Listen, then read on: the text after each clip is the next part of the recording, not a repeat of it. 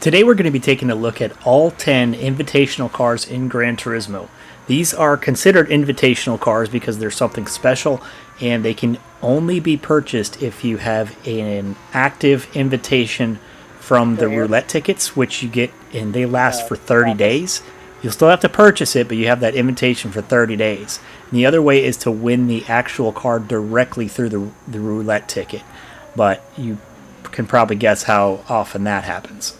We've already gone over the cars individually on the channel, but today we're going to be ranking them just based on how special they feel, what mods are available, what different criteria, how good they feel to drive. Not necessarily just the top speed or the fastest lap. It's going to be more involved than that. But let's go ahead and jump into this with number 10. In 10th place, we have the Aston Martin 1-77. It ended up in 10th just because it's a little bit of a car that has a tendency to push. The price of the car is $1,320,000, and we're going to consider $850,000 to be a half an hour in this game because that's the end content you can get around that in that amount of time. So this car will take about 48 minutes to grind in order to purchase it. And with that, it does have a lot of upgrades. It does allow for the wide body kit and the aero, but it ends up at a base performance point of 634, and then as tested, it was at 803. It was in 35th place on our leaderboard and put down a lap time of 1 minute 51.4 seconds. So not bad overall, just a little bit underwhelming in terms of the cars on this list. Coming in 9th place is a little bit of a shocker with the Ferrari FXXK. This is the most expensive of the invitational Ferraris at $3.6 million, and it's going to take you a little over 2 hours to grind those credits. With that, you get a car that's still classified as a road car, but in real life it's a track-only car, so there's a little bit of a win there. But what sets this one back on the list is there's almost no mods available for it.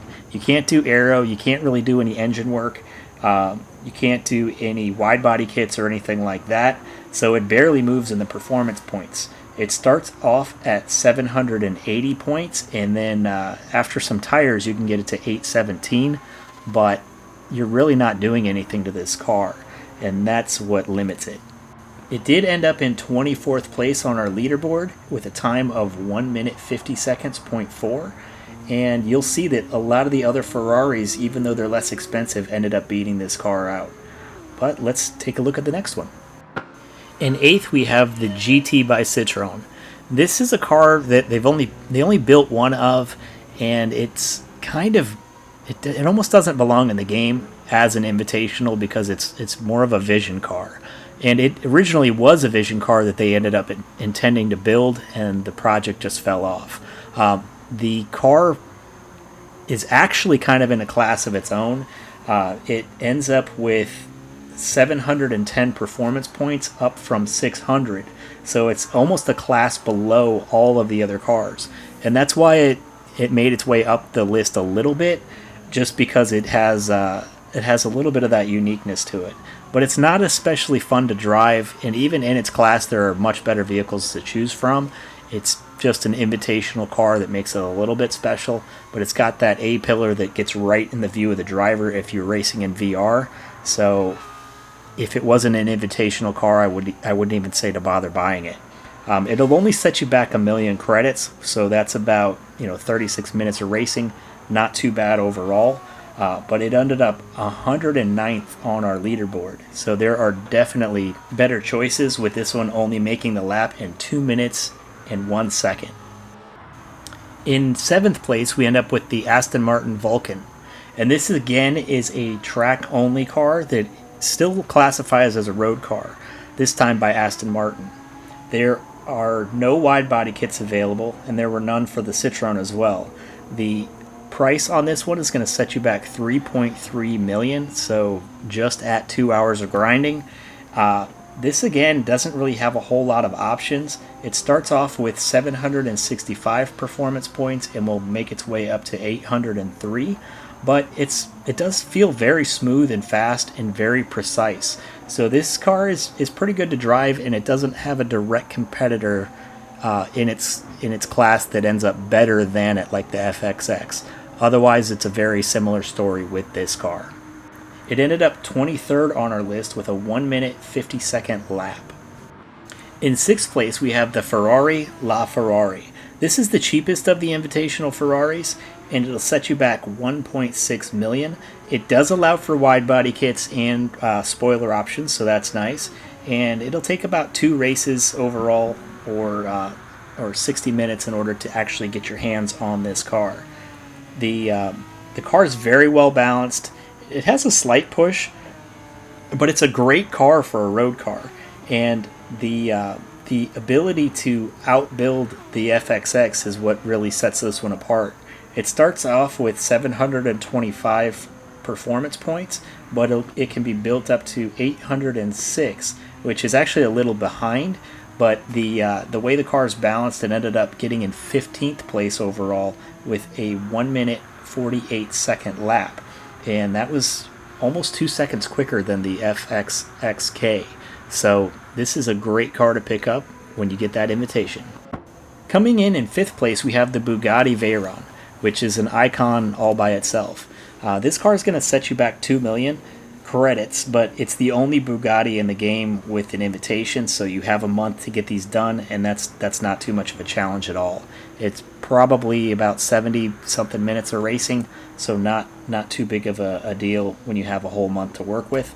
The car is a little heavy and it can break loose, but it's an all-wheel drive car, so it gets itself out of trouble pretty easily too. It starts off with 656 performance points and gets built up to 804 with the option for aerodynamics and a wide body kit. And it ended up in 10th place with the newer build of the game, and did the lap in 1 minute 47.9 seconds. So pretty impressive for the Veyron. The biggest thing that sets it back is just that overall weight of the vehicle. In 4th place, we have the Porsche Carrera GT. Now this car is very analog compared to some of the others. The Bugatti has an all-wheel drive system, and a lot of the other cars have hybrid systems that will pull them out of trouble. Those hybrid systems let them down as the laps progress. This car is a challenge to drive. That's what put it down in 4th place. It'll set you back up about 2.3 million credits, so it is quite expensive as well. It starts off with 621 performance points and can be built up to 800. And it ended up in 19th place on our leaderboard with a lap time of 1 minute 49 seconds.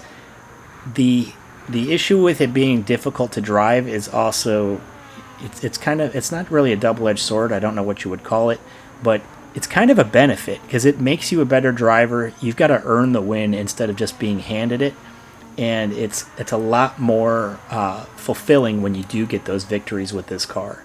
So I definitely recommend picking this one up. If you've made it this far and want to support the channel, please like and subscribe. It really helps me out and helps me see what I'm doing well and what I can improve upon as well. And leave a comment if there's anything that you're looking forward to seeing in the future, and I'll try to help you out. In 3rd place is the Lamborghini Veneno. Now this is actually the first invitational car I got. The invitation for Lamborghini was the first one I received, and then after that they had that apology situation where they released all the invitations for a month, and I was able to pick up the rest of the cars really early game.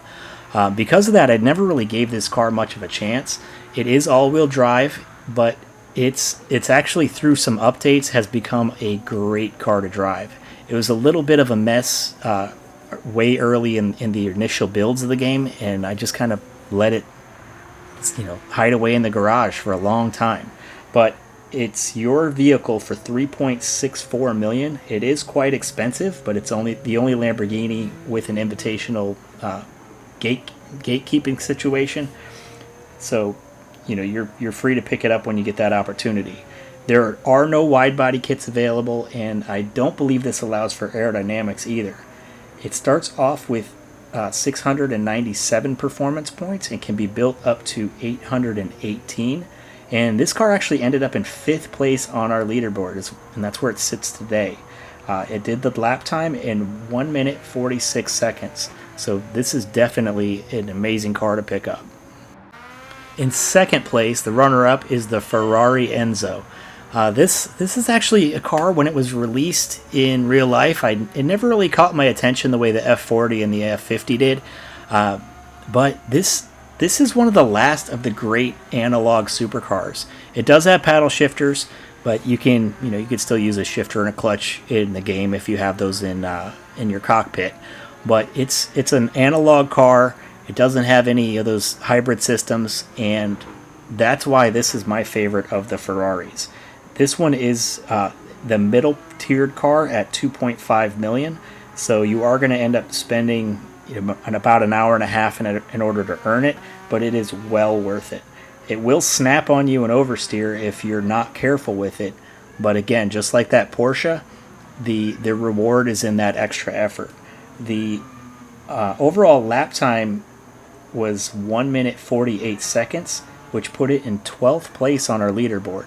So even though it's not the fastest car on the list, this is one of the most fun cars to drive. Coming in at first is the Pagani Huayra.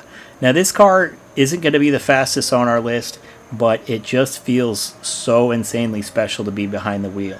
You almost have like a steampunk feel looking at that interior, especially in VR. It's only going to set you back 1.35 million, so you can get this car in less than an hour of grinding.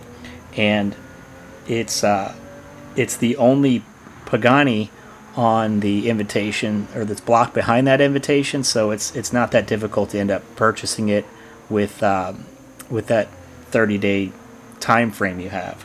You can even pick up a couple if you want. And this one does allow for wide body kits and aerodynamics, just like the Enzo before it. The beauty behind this car, though, is I do recommend taking that rear wing off, because then you'll see the active aero in the front and the rear, and it's for each individual side as well. So there's 4 planes that are going to be bouncing around, and it really keeps the car planted while making it slippery at high speeds. We ended up in 8th place on the leaderboard with a time of 1 minute 47.3 seconds, and it's all about how special this car makes you feel being behind the wheel of it. But thank you guys so much for watching. If you have a different car you prefer over the Huayra, or if you think some of the other cars lower on the list should have been ranked up a little bit higher, please leave a comment down below and we can discuss. But either way, I appreciate you, and stay clean out there.